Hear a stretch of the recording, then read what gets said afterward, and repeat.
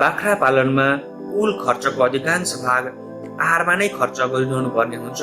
बाख्राको स्वास्थ्य र उत्पादन पनि प्रत्यक्ष आहारमा नै निर्भर रहेको हुन्छ।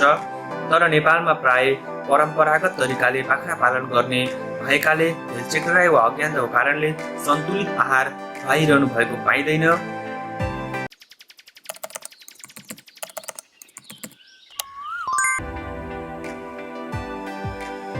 नमस्कार, आज म बाख्रा पालन व्यवसाय सञ्चालन गर्दा बाख्रालाई आहारको व्यवस्थापन कसरी गर्ने भन्ने विषयमा महत्त्वपूर्ण भिडियो लिएर आएको छु। जो बाख्रा पालन व्यवसाय सञ्चालन गरेर सफल बन्न चाहनुहुन्छ उहाँहरूले भिडियो नछुटाई अन्तिमसम्म हेर्नुहोला। बाख्रा पालनबाट प्रशस्त फाइदा लिनको लागि बाख्रालाई सन्तुलित खानाको व्यवस्थापन गर्न जरुरी हुन्छ। दानामा निर्भर भएर बाख्रा पालन गर्दा उत्पादन लागत बढ्न गई प्रतिस्पर्धा गर्न नसकिने हुँदा प्रशस्त फाइदा लिन सकिँदैन।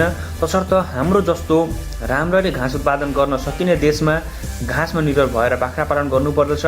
प्रशस्त हरियो पोसिलो घाँस उत्पादन गरेर बाख्रालाई दिन सके विशेष शारीरिक रूपमा कमजोर गर्भेडी तथा बोकाहरू बाहेक अरूलाई दाना नदिँदा पनि हुन्छ। बाख्रा झाडी बुट्टेन चर्न रुचाउँछ। प्रशस्त प्रोटिन भएको कोसे घाँस खुवाउँदा बाख्राको वृद्धि विकास पनि राम्रो हुन्छ।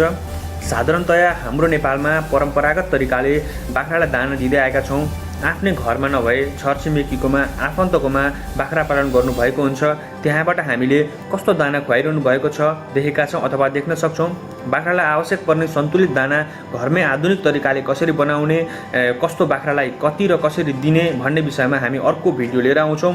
तपाईँहरूमध्ये कसैले हाम्रो युट्युब च्यानललाई सब्सक्राइब गर्नुभएको छैन भने अहिले नै सब्सक्राइब गरेर तलको त्यो घन्टी आइकन दबाउनुहोस्, जसले गर्दा हामीले हालेका हरेक भिडियोहरू तपाईँले सजिलै प्राप्त गर्न सक्नुहुनेछ।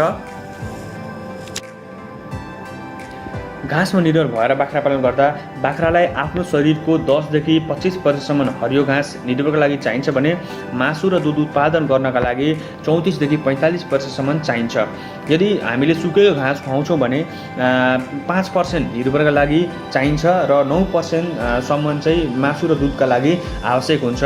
र यो चाहिँ बाख्रालाई घाँसमा निर्भर भएर बाख्रा पालन गर्ने कुरा हो। र ठ्याक्कै पर्सेन्टेज दिन नसके पनि हामीले 3 टाइम चाहिँ बाख्रालाई पेटभरि खाना दियो भने पनि बाख्राबाट राम्रो उत्पादन गर्न सकिन्छ। बाख्रा पालन गर्ने योजना बनाएसँगै सर्वप्रथम घाँस खेती र खोर व्यवस्थापन गर्नुपर्दछ। बाख्राका लागि उपयुक्त घाँस र तिनको खेती गर्ने तरिका यस अनुसार छन्। 1 नम्बरमा किम्बु बाख्राले असाध्यै मन पराएर खाने लगभग 18% प्रोटिन पाइने डाले घाँस हो। यो घाँस बाख्राका लागि असाध्यै सुपाच्य हुन्छ। यसले औसतमा प्रति वर्ष 60 केजीसम्म घाँसको उत्पादन दिन्छ। किम्बुलाई यसको हाँगा, जरा र फलबाट प्रसारण गर्न सकिन्छ, तर हाँगा प्रसारण गर्नै सबैभन्दा उत्तम हुन्छ। माघ फागुन महिनामा चोरी औँलाको साइजको मोटाइ भएको 20 सेन्टिमिटर जतिको हाँगा काटेर सार्न सकिन्छ। हाँगा काट्दा जमिनमा गाड्ने भाग छड्के र माथि हुने भाग सिधा काटेर जमिनमा गाड्ने र यसलाई जेठ असारमा सार्नु पर्दछ। त्यस्तै 2 नम्बरमा छ इपिलिपिल। गर्मी हावापानीमा फैलिने यो घाँस भित्री मधेस, तराई र मध्य पहाडका क्षेत्रहरूमा लगाउन सकिन्छ। यो घाँसमा प्रोटिन तत्त्व लगभग 30% र अन्य विभिन्न खनिज तत्त्वहरू पाइन्छ।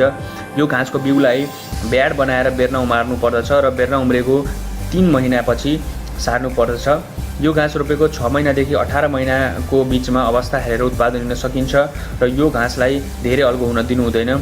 त्यस्तै गरेर डाले घाँसहरूमा भटमासे, टाँकी, कोइरालो, भिमल आदि विभिन्न घाँसहरू लगाउन सकिन्छ। त्यस्तै गरेर वर्षे घाँसहरूमा ट्योसेन्टी वा मकैचरी, बाजरा, जुनेलो, सुडान घाँस, जोइन्ट भेन, बोडी आदि वर्षभरि विभिन्न खालको हरियो पौष्टिक घाँसहरू उपलब्ध गराइरहनु पर्ने भएकाले बाख्रा पालनको लागि वर्षे घाँस लगाउनु पर्दछ। 1 वर्षीय घाँसहरूमा प्रत्येक साल बिउको व्यवस्थापन गर्नुपर्ने, जमिनको तयारी, गोडमेल लगायतका कार्यहरू गर्नुपर्ने र प्राय वर्षभरि नै घाँस उत्पादन नहुने भएकाले यस्तो समस्याहरूबाट छुटकारा पाउन बहुवर्षीय घाँसहरूलाई विशेष जोड दिनुपर्छ। त्यस्ता घाँसहरूमा नेपियर, डिस्मोडियम, कक्सफुट, पासपालाम, मोलाटो आदिहरू पर्दछन् र हिउँदमा घाँसको निकै अभाव हुँदा चाहिँ हिउँदमा उपयुक्त हुने जई, भेन्च, बर्सिम आदि घाँसहरू पनि हामीले लगाउनु पर्दछ।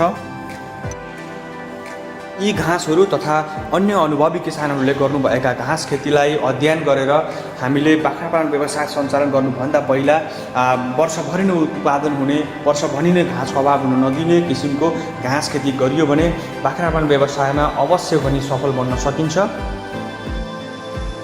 हवस् त, नमस्ते, जय कृषि।